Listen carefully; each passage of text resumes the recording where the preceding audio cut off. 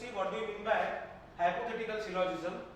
In hypothetical syllogism, if P implies Q and Q implies R is true, then P implies R will also be true. So in order to prove this particular tautological implication, we need to prove that this implication is a tautology. If this implication is a tautology, then we can say that it's a tautological implication, and therefore what we will do, this left hand side implies right hand side is what we are going to derive. So this is the left hand side implies right hand side, but left hand side needs P implies Q, Q implies R, then they are ending. So P implies Q and Q implies R, and the right hand side is P implies R. So first of all we will prepare the left hand side and right hand side, and then you will see the final implication.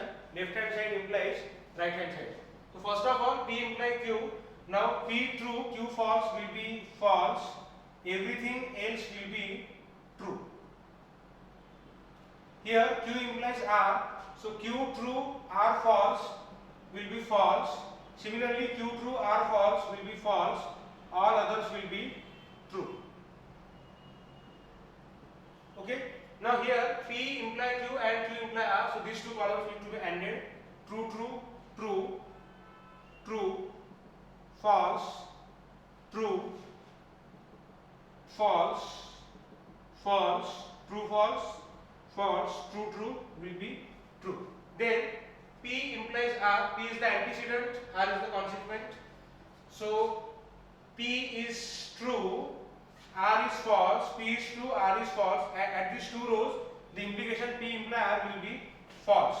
So this will be false, this will be false, all others will be true. Okay, so we have prepared the left hand side. This column represents the left hand side. P imply Q and Q imply R, and this column represents the right hand side. And now finally we are going to apply left hand side implies right hand side. So let us see what happens. True implies true is true. True implies true, true. False implies true is true. True implies true is true. False implies false is true. False implies true, again true. False implies false is again true, and true implies true will again be true. So we can see that this implication P implies Q and Q implies R implies P implies R is a tautology, because all the values in the final column are true, and therefore we can say that it is a tautological implication. P implies Q and Q implies R tautologically implies P implies R. So whenever you have P implies Q and Q implies R, you can always go ahead and say therefore P implies R. One very simple example here will be like Sunday implies holiday, then holiday implies no work, and therefore you can say that Sunday implies no work. What does that mean? Every Sunday has to be holiday, every holiday has to be no work day, and therefore every Sunday has to be no work. Sunday means holiday, holiday means no work, therefore Sunday means no work.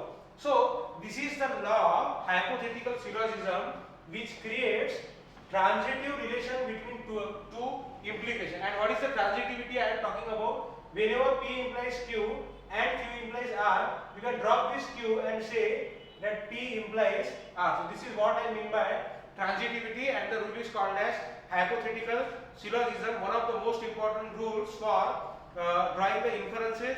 It is directly applied in solving many gate questions, and so you should remember this rule very carefully. P implies Q, Q implies R, therefore P implies R. You remember this example also. If Sunday, then holiday. If holiday, then no work. Therefore, if Sunday, then no work. And there is no direct relationship between Sunday and no work. The relationship is because holiday. No work, Sunday is no work because holiday is no work and Sunday is holiday. Again, the transitivity has been created because of holiday. Every Sunday is holiday, every holiday is no work, therefore every Sunday is no work.